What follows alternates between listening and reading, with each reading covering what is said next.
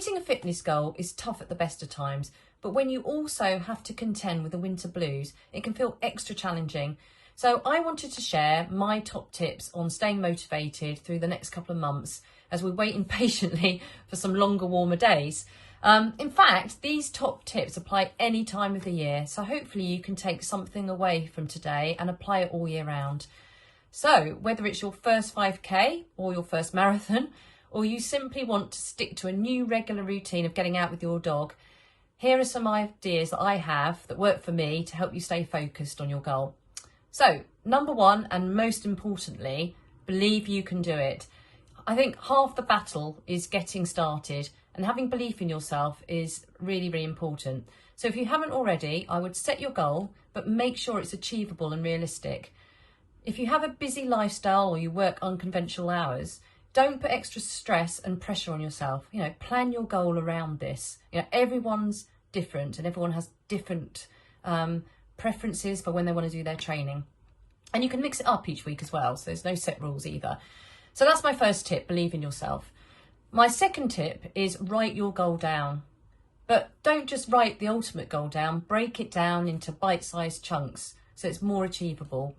So if you're working towards your first 5K or your first half marathon, make a note of that aim for each week as you work towards that ultimate goal. And obviously, if you have our Dog Fit Planner, this is a great tool for this. So I use our Dog Fit Planner to keep my notes in.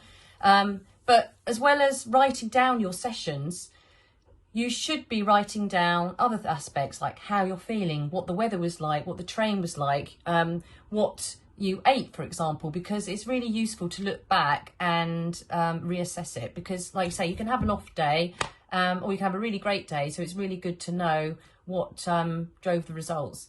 And it's quite nice to give yourself a pat on the back if you have managed to head out in really awful conditions. And so that's my second piece of advice. My third piece of advice is something I swear by, and it's always worked for me over the years that I've been a runner. Lay your kit out the night before.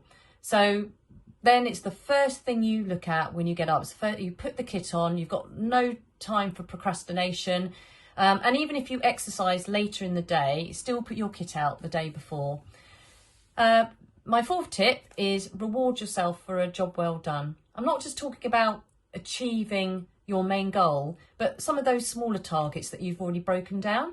And that just keeps you motivated through that time, especially if you're following a very long schedule. Because when I do my marathon training, I could be doing anything from 16 to 20 weeks of training. So it's nice to reward yourself along the way.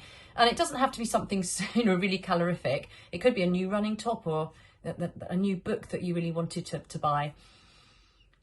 My fifth tip is don't punish yourself if you miss a run.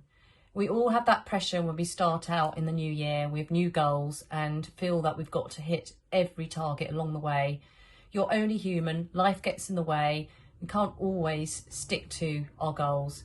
What I do is I just move it out, push it out, and if I have to miss it completely, I just pick up where I left off the week after. But what I also do, and this is a really good tip, is plan your week a few days before. So I plan my week, at a time, and then I can plan around other commitments that I have. So they're my 5 tips for keeping motivated. I hope you found that useful. So just to sum up, my 5 are: believe in yourself, believe you can do it. Write your goal down, but also break it down into bite-sized chunks.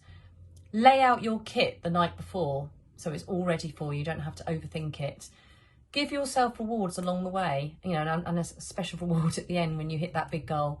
And lastly, don't punish yourself if you miss a session. I really hope that's helped and given you some ideas.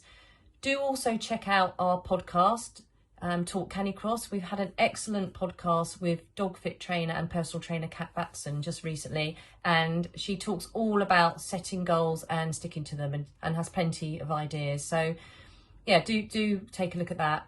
And all that leaves me to say is best of luck, and let us know how you get on.